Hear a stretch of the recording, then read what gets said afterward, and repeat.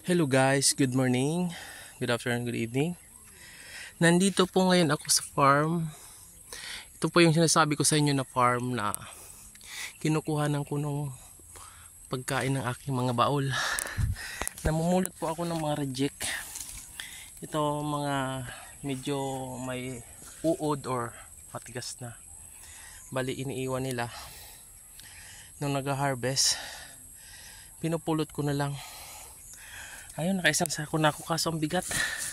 Saka hindi ako nakatayo ng maayos kasi mababa yung kanila trellis niya.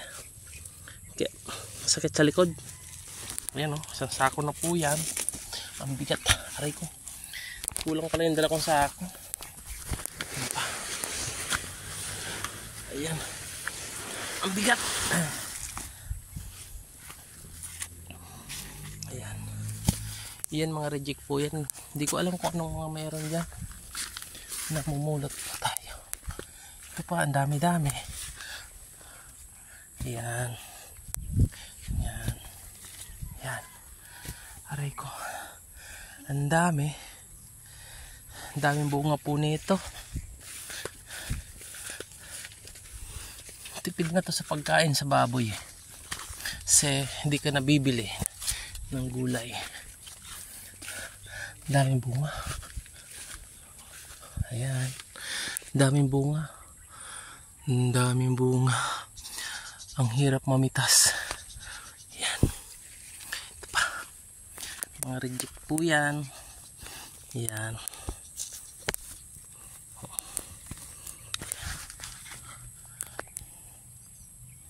Ayan. Meron pa dyan. Tama na. Meron pa.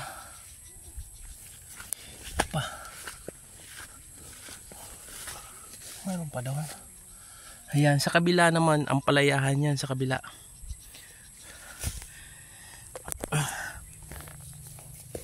Ay ko. Hirap. Mas mahirap yung mga namimitas. Ayan.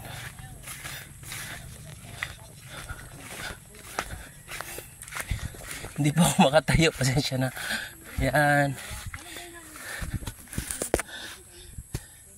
Dito ako kumukuha ng pagkain ng baboy ko. Kaso di na to kakasya sa sako ko at ang bigat-bigat na. Kukuha ako ng panibagong sako. Yan. Ito meron pa.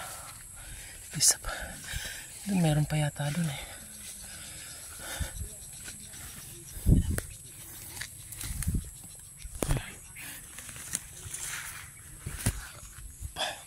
Kulang yung sako.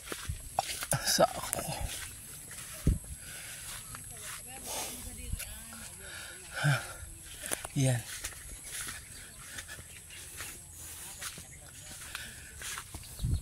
Ang daming reject.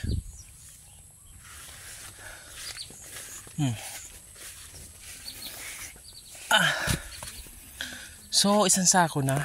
Kukuha po ng isang sako bali hindi kakasya. Ang bigat. Mabigat yung upo meron pa yata dun sa malapit. Sige po at hakutin ko muna ito. Mamaya na naman. Yan po, makakatipid ka na sa pagkain sa baboy. Kaso nga yung baboy ko nga, yung inahin ko, nakunan. Hindi ko alam kung dahil saan. Sayang. So, yan muna po. Mamaya na naman. Bye. God bless.